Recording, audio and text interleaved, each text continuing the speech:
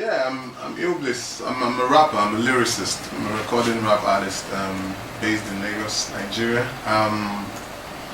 I've been making music for a couple of years now, for close to 10 years.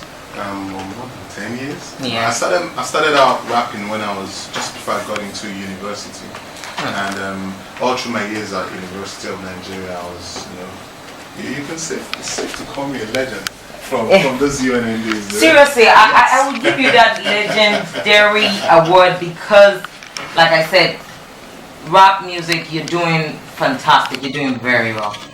And when I heard that you've been around for a while, I mean, not now, back then when there's this guy, ILLBLISS and all, and I'm like, okay, and you're still doing rap? Are you serious? Oh, that's really cool. Then I see a lot of stuff that you do, and I see the way you're so passionate about what you do, and it's a lot of seriousness, and I'm like, okay, cool. I think I like the guy. I like his kind of music. Like I said before we came on air, I'm a rap fan. Everybody knows that. I say that all the time. What you like about rap? What do you... Rap is not girly, So... Rap. Yeah, rap most times though. Let me tell you something. People listen to slow. I'm like, oh, it's romantic. Rap is so romantic to me. I mean, seriously, rap music is I can't believe this. So romantic to me. Like when I'm in my car and I'm listening, you see me, I'm like nodding, I'm doing all stuff. Everybody looks at me. Tomboy. You must be some sort. Growing up, yes, I used to wear a lot of Timberland boots and all that. But when growing up, I realized that it might be hard for me to get a guy, so I had to. You had to switch up. I had to do my thing and quickly change back and just do a little bit of girly stuff. Cause no guy wants to be with a guy, at least, So ILLBLISS, let me just take you back, way back. Music, coming into music, being that I'm sorry to say, I don't want to say this, but it takes a lot for you to go to school. And still want to pursue music, because you could always have been working in an office with your suit on, and the money might not be the kind of money you're earning right now, but you're still doing the corporate thing and all that. Why music? What made you decide, look, even if I go to school, I'm sticking to this, and this is what I'm going to do? Okay, I made music when I was music. I grew up making music, so I went through high school, university, and all through school, I was very active. I was always performing. Then I graduated, and then I wanted to serve in Lagos. So I decided to come out here for my youth service. And when I got here, I had already made up my mind that if I get here, it was never going to be music like round the clock. Because coming from where I am coming from, I grew up in Enugu in the east, and like families are really big on education and going to school and getting that degree and becoming professional. It's very safe to say, oh, my son is a banker. Oh, my other daughter, she's a doctor. So music was so not hip. It wasn't really something that your parents could come out and say, okay, oh, my song is, my son is a rapper. It was different then. So I came in to Lagos and I said I was going to get a job, but I needed a job that could pay for my studio sessions, a job that could make me comfortable. So guess what? Contrary to what a lot of people think, I've been working. I started out working as a banker. Oh wow! I was a banker for 3.5 years. I left one bank, skipped to the other bank. Okay, I did my youth service, got retained. Then I went to the second bank as a trainee banking officer. Went to the other bank, and in that 3.5, almost 4 years, I worked for 4 different banks. I left banking as an assistant manager. Oh wow! Yeah. But those days, were you itching to? Since you had this music thing, were you like, can I just get out of this and do my... I was still making music. I had a team then. I had a collective of artists back in the day. They were called the Thoroughbreds. There was me, Alejo, Obi-Wan, and Amaka and B-Elect. We were making music together. We were in a group, but we were just a clique of friends making music. So even as a bank, I was shooting videos. That's what my salary was going on. So I always wanted to be expressive. I wanted to be artistic. I felt banking gave me gave me so much training in terms of understanding business models and analyzing risks, and everything. But it wasn't really my calling. It wasn't what I wanted to do in my life. It wasn't making me happy. I was just making money from it. Okay. You were saying something. You grew up in Enugu. Yeah. Some sites say would say it's from Enugu. It's from Imo. Where are you from? I'm from Imo. I'm from Imo State. My mother is from Anambra State. Okay. And my dad is from Imo. But I grew up in Enugu. Enugu is it's like 2 hours from where I am from. So that's where I got all levels of education from primary, secondary to uni. So I got tired of staying in the East and I wanted something different. And you can't even stay in the East. You have to be in Lagos because that's where the money is. True. You know, but the East, I mean, it's such a breeding ground for talents. You know, the list is endless. That Enugu list is endless. From Flavor to Fino. I'm tired of seeing you guys. To J Martins, we're all over the place. Can I just say I'm tired of seeing you guys? Can we have some other? Seriously, I'm tired of seeing you guys. A lot of you but guys. we are the flyer section of the East. Don't know. I refuse to take that. Before we continue talking to Illbliss, we want to quickly give out the numbers that you can call if you want to say something to Illbliss. The artists you're managing right now, who are the artists you have under you now? Quite a few. There's 3. You've got Fino. Okay. You've got Chidima. Okay. And then you've got Suspect. Yeah. Are you looking to having other people? Yeah, we're looking at other people. But I like to be very careful when I choose talents. Okay. Yeah, we need to really check it out properly. I need to even understand that we're on the same page. Okay. We must be on the same page for us to, to achieve whatever it is that we're trying to achieve. You've done a lot of collaboration, and of course right now you have a song out, Powerful. And I noticed that hashtag powerful. Sorry to cut you short. Okay. But I noticed the kind of music you let me see, your titles, they always look like they have meanings to them, like deep meaning. It's not like anybody coming out and singing that girl, and the title will be that girl. You always take your time to have this thing that once you hear the title, you want to listen to the song. You have songs like Position of Power, something like, you have this thing about it. How do you choose your title? The business we're in the music business is busy. It's filled with activities. There's so many things going on. It's very easy for your song to get lost in all that confusion. Yeah. So you must really try to stand out. From how you position your brand to how you name songs to how your videos look.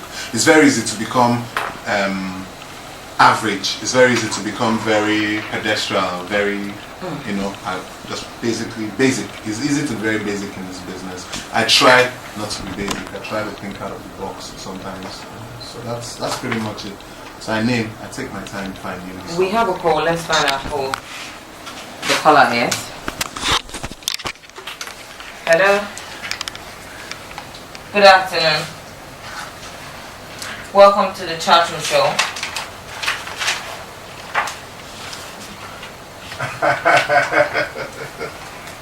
What's up? That's my line though. I don't know. Who are we speaking with? Well done. Thanks for calling in. We're fine. We're good.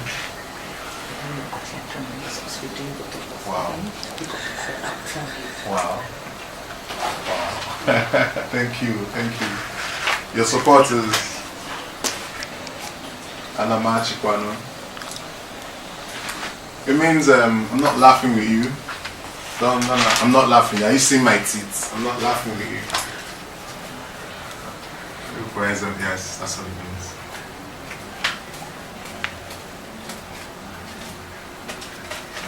Thank you so much. Thank you. And thank you for listening in. I keep listening to Rainbow FM. Well done. Thank you for calling. Okay, Illbliss. Right now you have your hashtag Powerful. Aside from that, what do you have going on for you? And what should we expect from you this year? Yeah. I'm releasing a new album this year. It's called Hashtag Powerful. Okay. That's what it's called. But that's just the first single from it. I've been in the studio since December recording, trying to make new music. Because I found out that it's also very easy for you to get comfortable with that whole Oga boss, you know, and you're just floating. And before you know and you're you're recording, and you're just, you know, you know you're just a past tense. Past tense. That guy used to be a boss. Yes, he used to. Whatever happened to that guy? You know, so yeah. I'm back in the studio. I'm recording, and I'm pushing myself. You know, and I'm trying to make sure that I drop an album, an impactful album this year. This year. Okay. I mean, my last album was huge for me. It was massive. That was Oga Boss. I dropped it. I think October, November 2012. Yeah. So I ran with it throughout 2013. You know, and I have a couple of videos to drop as well. You know, I have 2 videos coming out real soon, like in a matter of weeks. Okay. You know, so I want to be busy. I want to get back in tune with my artistic side, so they don't just keep looking at you like, you know, he's an entrepreneur, he's an Oga. And they forget that you have you still have the lyrics. Yes, you have the lyrics, you have the music, you have the beats. Because as far as I'm concerned, you're doing like our Niger Jay-Z. So Oh. we mustn't let all that go away, you know. No, we can't. We mustn't let all that go away. Yeah. So we need to make the money at the same time, you know. Yeah. Let's find out who we have on. We have a caller. Hello. Okay, we just lost that call. Back to you, ILLBLISS. Your collaboration. Have you done any international collaboration? No, not yet. Do you? Not yet. Do you intend like anytime? Well, for me, my focus is really Africa. My focus is more African than international, because I'm just looking at how big our music has become across the African continent and how much music that we have from other parts of Africa as well. So I'm trying to collaborate with, you know, big reputable artists from the East Africa, from South Africa. So that's more of my focus now. If the international collaboration comes and it's worthy, you know, then we do it. Okay. But internationally, who's your best rap artist? That's hard, Cha. I have a couple of favorites. Just say one that you really like. Nas. Nas. It's between Nas and Jay-Z. My list never really changes, really. You know, they could add it across somewhere they won't. Nas and Jay-Z. Nas is it. Nas is it. That's the guy. If I had to back against the wall. But please don't be Nas. Be a Jay-Z, because Jay-Z is still. He's still in the world's game, so we want to be our Niger lady. Don't be Nas. Okay, I want to have Jay-Z's money, but with Nas's credibility. Yeah. I'll give you that. Because you do have Niger credibility, so. Yeah, so. Okay. So, if you weren't doing music, like if you were not doing music, what do you think you would have been doing if you weren't doing music? You know, when I was a kid, I had all kinds of aspirations. I wanted to be an architect. I wanted to be a pilot. I wanted to be everything. I wanted to be everything. As you grow, you just cut it down. Exactly. To realizable dreams. Maybe I really don't know, man. I liked architecture as a kid. I just liked houses. I wanted to make houses, you know, and build houses and all. And I still have I still have an interest in, you know, real estate, developing real estate and making, you know, but I probably would have been an architect or something. Just have my own firm, draw up houses and stuff. But I'm glad every day that I am an artist. Yeah. Being a rap artist, and you know, for what is what, like I said earlier, rap is not like it's not really embraced a lot here. It's just for people who are really deep, and I always tell people rap is for people who are really spiritual. Sorry that I'm hyping rap. Like you? Yeah. So would you say that you've been doing rap music, do you think it limits you? And do you have have you ever had the urge of doing other kinds of music based on, you know, that right now it's all about, even though they're saying all sorts there, everybody just wants to something they can move their body. Do you have the urge of doing other kinds of music? Every now and then you wonder why, you know, probably go to a concert and you hear the boom. That's what you call it, right? Yeah, that's what I call it. and the crowd just goes berserk and go crazy and like there's no content in this. But, you know, so what I'm trying to do, I'm trying to fine tune the rap that I'm doing. I'm trying to make sure that I win more fans. Every day a fan, just continue to win and win more fans. And I'm really an MC. I'm a lyricist. I love rap music to bits. I can't change it. I can't switch up because you have to believe in something or you fall for anything. Yeah. You know, so I'm trying to focus on what it is that I know best. You know, and if I need other people, that's why I collaborate a lot. That's why I collaborate a lot. If I have ideas, sometimes I get ideas, but I don't execute them. I let a singer execute them. Okay.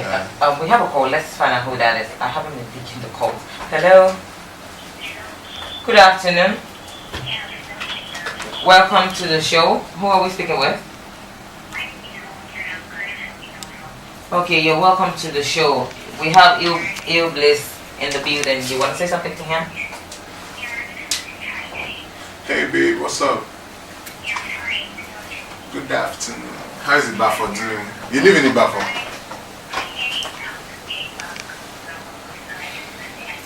Oh. Yeah. Oh, thank you. Thank you for listening. Thank you so much. Bye.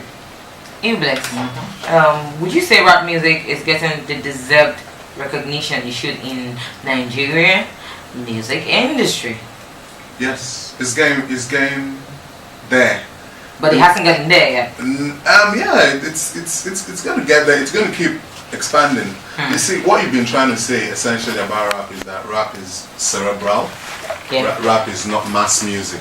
It's not. So because it's not mass music, you're not going to find everybody. You're not going to find, you know, like the Bangolo music lovers keying into it as fast because it takes some brain, you know, some processing. It takes a lot of intelligence. I always tell people if you can listen to a rap song and you can sing, you can actually get the lyrics and sing. You have a little bit of intelligence. Yeah. So it's not like every other. Yeah. True. But it's getting there. I Okay. mean, it's been explosive in the last couple of years, you know, and it will continue to grow. Okay. You know, which is why we need to keep putting out fly albums so that our fans can keep supporting us. Okay. So what would you like to see being done differently this year when it comes to rap? I'm talking about rap music. What would you like to? Differently for the rap community, or for the rap artists? Like we said, it hasn't gone into that place. You know, what do you look forward to being happening? You know, I think like last year was awesome. The last 2 years have been really awesome for rap. You can't really discuss last year without talking about two individuals, Olamide and Fino. They took it and they just exploded with it. It's rap culture. It's just like it's delivered ethnically. That's what I wanted to say. Yeah. They, you know, the delivery is also something that, and that's why I asked you that question. That I wanted to just know if you're looking into doing other kind of music, because sometimes the delivery helps depending on the environment you're in. The delivery helps. If you put out songs like Olamide tries to do, puts the boom boom boom, like I call it, into his rap, and you know people can dance. Can relate to it. Yeah, that's searching for that balance. Yeah. Yes, we are all searching for that balance. You know, I mean, I don't rap in a sense. I don't rap in Igbo a lot. I just drop lines here and there in between my verses. Yeah. You know, but we're searching. Let's just say we're searching and evolving and looking for that one thing that would, you know, blow it up to that next level. Okay. Again.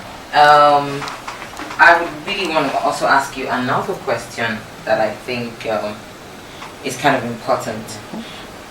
When you go for your stage performances, how do you feel? How do you? I'm looking for the best way to ask you, so you answer the question the way I want you to answer. You know that everybody's coming out and singing that particular kind of song we're talking about. When you're about to go on stage, do you have the urge to say, okay, how do I connect with these people? Everybody's not in this realm that I'm in my spiritual realm, like I call it. You know, do you have that thing, like, how do I get to make them feel my kind of music, which is not, like I said, everybody's kind of music? How do you? I'm always challenging. I'm always trying to challenge myself, especially when you're on a mass stage, especially when you know that the last 3 performances were yes, kind of music, and you are coming to something, and then you come out and they're looking at you. But you see, again, you know, thankfully, and I mean, thank God for that. I also have a couple of songs that are songs that you can perform and the people would be like, okay, we love that song, you know. So that's why, you know, it's always essential to balance out your music when you're recording try and ensure that you have some music for the people and some for yourself. Stagecraft is absolutely very important for me, and you know, sometimes you just get into the crowd and you just do your thing and just pray that you can carry the people along. Yeah. That's the price you pay for making that kind of music. But because it's rap doesn't mean you can't move the crowd. Of course. Yes, you should, you know what I mean? So you just continuously... And for what is what, if you just come out and you're doing your... People don't even want to know what you're singing. Everyone's just saying you're doing your... Oh. You know, but it's fun. You know, sometimes I've done some shows where you're performing. They're not going mad, but they're looking at you in amazement. Yeah, that's what I was saying. Like, no, they don't even look at you like, I'm using my BB. No, they're looking at you like, wow, this guy is mad. The song they sing, I can't understand, but this guy is, what he's saying is above our heads. He's just going and he's talking and he's saying yes, it's just rhyming and it's over. But you know, again, it's important that you can combine that and moving that crowd. If you can get them to move somehow, then you would have achieved so much. Okay, we have come to this segment where we need to ask you 5 interesting questions. Okay. Don't get scared because I know you already have this face like. The other questions were interesting. No, this one's not really. It's just simple. Just like a yes and no question. Okay. Because we're coming to the end of the show and we want to ask you this is a very important question because we're trying to get to know you. Okay. What's your most prized possession? What would you say right now? My most prized possession.